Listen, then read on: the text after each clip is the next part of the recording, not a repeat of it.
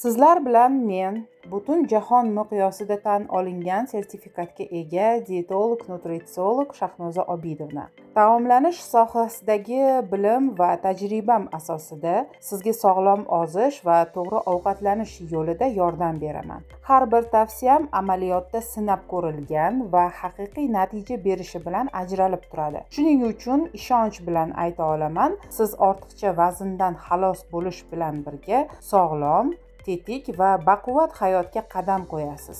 Azizlarim, navbatdagi videomizda biz ko'pchilik sog'lom turmush tarzida ishlatadigan mahsulotlar, chiya urug'i, zig'ir urug'i, dolchin va zanjabil haqida to'xtalamiz. Kimlar ularni iste'mol qilishi mumkin, kimlarga esa mumkin emas. Shu haqida aniq va ilmiy asoslangan ma'lumot berib o'taman. Shu orqali siz o'z tanangizga qaysi mahsulot to'g'ri kelishini va qaysi holatda ehtiyot bo'lish zarurligini bilib olasiz. Keling, avvalo chiya urug'idan boshlaymiz. Chiya bu qadimgi Maya va Azteklar davridanoq yetishtirilib kelingan o'simlik urug'i bo'lib, asosan Janubiy Amerika mamlakatlarida ko'p yetishtiriladi. Urug'lar mayda bo'lishiga qaramasdan o'z tarkibida juda ko'p foydali moddalarni saqlaydi. Shuning uchun chiya urug'i superfood deb ham ataladi. Bugun sizlar bilan uning foydalari va albatta kimlarga tavsiya etilmasligini ko'rib chiqamiz. Diqqatingizni birinchi navbatda qaratishim kerak bo'lgan ma'lumot bu ko'pchilikni qiziqtiradigan savol. Chiya urug'i ozdiradimi? Ha, chiya ozish jarayonida yordamchi bo'lishi mumkin, lekin bu faqatgina siz to'g'ri ovqatlanish va muvozanatli parhez bilan birga iste'mol qilganingizdagina samara beradi. Ya'ni chiya o'zi alohida holda mo'jiza yaratmaydi, balki siz tanlagan sog'lom tarzdagi taomlanishni qo'llab-quvvatlaydi. Chiya tarkibida inson organizmi uchun juda muhim bo'lgan moddalar mavjud. U avvalo omega 3 yog' kislotalariga boy. Bu moddalar yurak-qon tomir tizimi sog'lom bo'lishida katta ahamiyatga ega. Shuningdek, chiya urug'ida yuqori miqdorda tola, kletchatka bor. U hazm tizimini yaxshilaydi va to'yimlilik hissini uzoqroq saqlab turadi.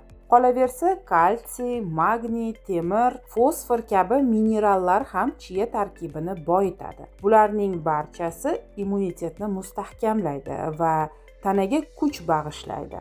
Shu bilan birga ayrim hollarda chiya umuman tavsiya etilmaydi. Mioma yoki kistasi bor ayollar chiyani ehtiyotkorlik bilan qo'llashlari kerak. Chunki urug' gormonal fonga ta'sir qilishi mumkin.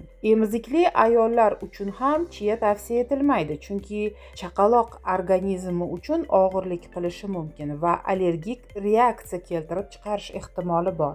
Shuningdek, bolalarda chiyani juda erta yoki ortiqcha miqdorda berish ham maqsadga muvofiq emas. Agar sizda yuqorida sanab o'tgan muammolar bo'lmasa, chiya urug'ini qo'shimcha ozuqa sifatida ishlatishingiz mumkin. Uning foydali xususiyatlariga e'tibor bering. Uzoq vaqt to'yimlilik hissini saqlaydi va ortiqcha yegulikdan saqlaydi. Kletchatkaga boy bo'lgani uchun ichaklarni tozalaydi, hazmni yengillashtiradi. Omega 3 yog' kislotalari yurak va qon tomir salomatligini qo'llab-quvvatlaydi. Tarkibidagi kalsiy va magniy suyaklar mustahkamligi uchun juda muhim. Immunitetni ko'taradi va organizmga quvvat beradi. Shu bois chiya urug'ini ratsionga mos tarzda qo'shish orqali ozish jarayonini ham, sog'ligingizni ham qo'llab-quvvatlashingiz mumkin. Tarkibiga keladigan bo'lsak, chiya urug'i haqiqiy qimmatbaho boylik.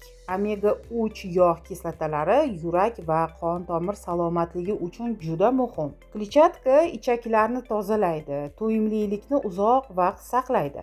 Oqsillar mushaklarni qo'llab-quvvatlaydi va to'yimlilik beradi. Kalsiy, magniy, fosfor suyaklar mustahkamligi va nerv tizimi uchun zarur. Antioksidantlar qarish jarayonini sekinlashtiradi, immunitetni kuchaytiradi. Chiya urug'ini qanday to'g'ri iste'mol qilish kerak? Chiyani shunchaki quruq holda ichish mumkin emas. Bu ichaklarda shishib qolish xavfini oshiradi. Shuning uchun urug'larni suvda yoki kefirda kamida 2 soat davomida ivitish kerak. Ivitilgandan so'ng u jelesimon shaklga keladi va organizmda yengil hazm bo'ladi. Eng yaxshi vaqt kunning birinchi yarmida, chunki bu vaqtda organizm energiyaga to'liq ehtiyoj sezadi va chia maksimal foydasi bilan ishlaydi. Zig'ir urug'i inson salomatligi uchun juda qimmatli mahsulot hisoblanadi. Uning tarkibida omega 3 yog' kislotalari, lignanlar va ozuqaviy tolalar juda ko'p. Bu moddalar yurak-qon tomir tizimiga ijobiy ta'sir ko'rsatadi. Ichak faoliyatini yaxshilaydi va ortiqcha vaznni yo'qotishda yordam beradi. Aynan shu yerda biz chia va zig'ir urug'i farqini ham aytib o'tamiz. Chia urug'lari ko'proq gelli massa hosil qilib, to'yimlilik beradi. Zig'ir urug'i esa ko'proq tolalar va omega 3 manbai sifatida qiymatli. Biroq hamma ham zig'ir urug'ini iste'mol qila olmaydi. Buyrakda tosh kasalligi, gormonal muammolar, homilador va emzikli ayollarga ehtiyotkorlik bilan tavsiya qilinadi. Zig'ir urug'ini to'g'ri iste'mol qilish ham juda muhim. Uni shunchaki yoppasiga ichishdan ko'ra avval maydalab olish tavsiya etiladi, chunki maydalangan holda uning foydali moddalari organizm tomonidan tezroq va to'liq o'zlashtiriladi. Eng samarali usul maydalangan zig'ir urug'ini bir stakan kefir bilan aralashtirib iste'mol qilish. Bu kombinatsiya ichak faoliyatini me'yorlashtiradi, yallig'lanish jarayonlarini kamaytiradi va immunitetni mustahkamlaydi. E'tibor bering, zig'ir urug'ini ertalab och qoringa qabul qilish eng yaxshi natija beradi, chunki organizm tunda dam olib, ertalab qabul qilingan moddalarni to'liq o'zlashtirishga tayyor bo'ladi. Imbir, ya'ni zanjabil, ozish jarayonida haqiqiy yordamchi kuch hisoblanadi. Uning foydali xususiyatlariga e'tibor qaratamiz. Almashinuv jarayonini tezlashtiradi. Zanjabil tanadagi modda almashinuvini faollashtiradi. Bu esa ortiqcha kaloriyalarni tezroq yoqishga yordam beradi. Hazm qilishni yengillashtiradi. Oshqozon sharbatining ishlab chiqarilishini ko'paytirib, og'ir ovqatdan keyin ham hazm jarayonini yengillashtiradi. Ortiqcha suyuqlikni chiqaradi, tanadagi shishlarni kamaytiradi. Bu esa vazn yo'qotishda ham omil. Immunitetni mustahkamlaydi.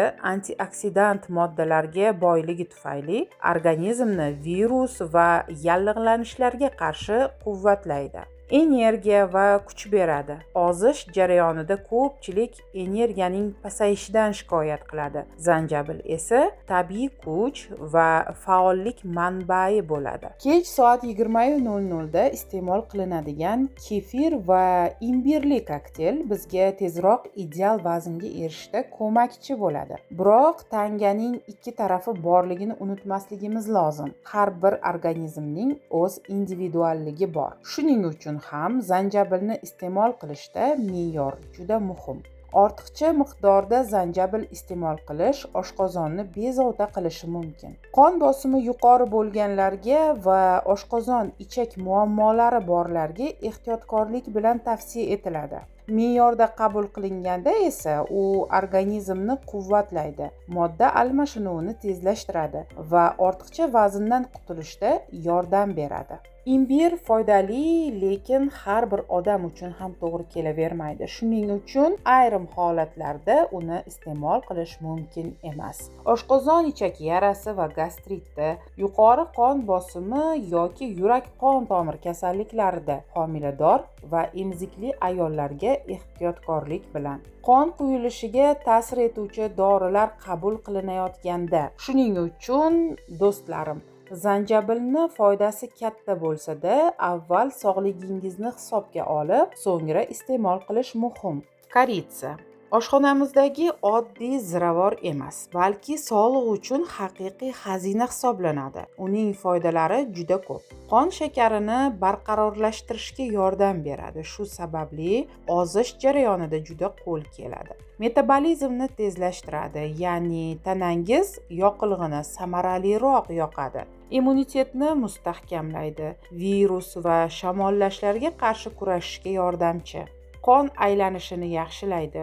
yurak qon tomir tizimi faoliyatini qo'llab-quvvatlaydi. Antioksidantlarga boy, ya'ni qarish jarayonini sekinlashtiradi. Oshqozon ichakidagi og'irlikni yengillashtiradi. Koritsa tanlashda e'tiborli bo'lish kerak, chunki do'konlarda sotilayotgan koritsaning hammasi ham haqiqiy koritsa emas. Aslida ikki turi bor. Ceylon koritsasi haqiqiy va eng foydali turi. Uning ta'mi yengil va yumshoq, foydalari esa salomatlik uchun juda katta. Kasiya arzonroq turi. Ko'pincha do'konlarda shu uchraydi. Lekin kasiyada kumarin moddasi ko'p bo'lib, ko'p miqdorda iste'mol qilinsa jigarga zarar yetkazishi mumkin. Shuning uchun do'stlarim, ahamiyatli jihat koritsa sotib olayotganda aynan Ceylon koritsasi deb yozilganiga ishonch hosil qiling. Koritsa hammaga ham tavsiya etilmaydi. Avvalo, qon bosimi yuqori bo'lganlar ehtiyot bo'lishlari kerak, chunki koritsa bosimni yanada ko'tarishi mumkin. Jigar kasalliklari bor odamlar uchun ham koritsa miqdorini cheklash kerak. Ayniqsa, kasiya turi jigarga og'irlik qiladi. Homilador ayollarga me'yordan ortiq koritsa tavsiya etilmaydi, chunki u tanani tonusga keltirishi mumkin. 12 yoshgacha bolalarga ham koritsa ehtiyot bilan beriladi. Agar sizda bunday muammolar yo'q bo'lsa, koritsani me'yorda iste'mol qilish salomatlik va ozish jarayoni uchun yordamchi bo'ladi. Koritsani ichish tartibiga keladigan bo'lsak, eng yaxshi vaqt ertalab yoki kunning birinchi yarmida. Bu paytda organizm tonusda bo'ladi va koritsa qon aylanishini faollashtiradi. Ko'pincha suv yoki kefirga yarim choy qoshiq qo'shib ichiladi. Shu bilan metabolizm tezlashadi. Asal bilan aralashtirib issiq suvda ichish ham yaxshi usul hisoblanadi. Lekin kechqurun, ayniqsa 20:00 dan keyin iste'mol qilish tavsiya etilmaydi. Chunki koritsa uyquga ta'sir qilib, uyg'oq qolishingizga sabab bo'lishi mumkin. Kunlik me'yor yarim choy qoshiq, 1 choy qoshiqdan ortiqcha qabul qilish mumkin emas. Men nutritsiolog sifatida aytib o'tamanki, har bir mahsulotning foyda va zarari bor. Shuning uchun ularni bir vaqtda aralashtirib iste'mol qilish emas, balki organizm ehtiyoji va sog'ligingizga mos holda alohida qo'llash eng to'g'ri yo'l hisoblanadi. Eslatib o'taman, sizning tanangiz bu sizning eng qimmatli boyligingiz. Unga e'tibor bersangiz, u ham sizga minnatdorlik bilan javob qaytaradi.